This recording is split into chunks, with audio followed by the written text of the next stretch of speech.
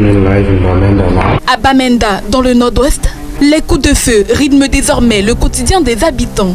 À Maïtoukwen, l'enlèvement en plein jour de 3 personnes, dont un vendeur de moto par des présumés séparatistes, plonge le quartier dans un affolement total. Pris en chasse par les forces de défense et de sécurité, les ravisseurs ont tiré en l'air pour semer la panique et prendre la fuite.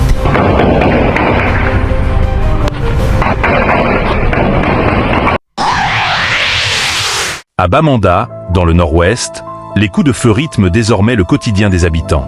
À Métan, l'enlèvement en plein jour de 3 personnes, dont un vendeur de moto, par des présumés séparatistes, plonge le quartier dans un affolement total. Pris en chasse par les forces de défense et de sécurité, les ravisseurs ont tiré en l'air pour semer la panique et prendre la fuite. Les détonations qui se font entendre jusqu'au Bellingal High School Baélé de Kwen sèment alors le chaos et la peur parmi les élèves en pleine composition de fin de trimestre. Plusieurs sont conduits d'urgence à l'hôpital.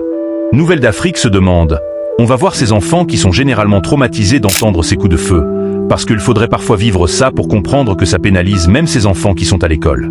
On est dans un climat de terreur. Entendre ces enfants se retrouver dans une situation comme celle-là les découragerait même encore à aller retrouver les bancs de l'école, et en même temps, quelle serait la suite réservée à leur avenir?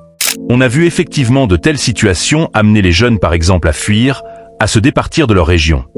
Dans cette région où les enlèvements et les échanges entre forces de défense et de sécurité et les séparatistes sont devenus monnaie courante, c'est toute une génération qui se fragilise. Les acteurs de la société civile appellent les pouvoirs publics à des actions urgentes pour un retour à la quiétude. Cette guerre qui a déjà fait autant de morts, autant de blessés, autant de victimes, autant de déplacés. Vraiment, il est temps que les pouvoirs publics agissent le plus tôt possible.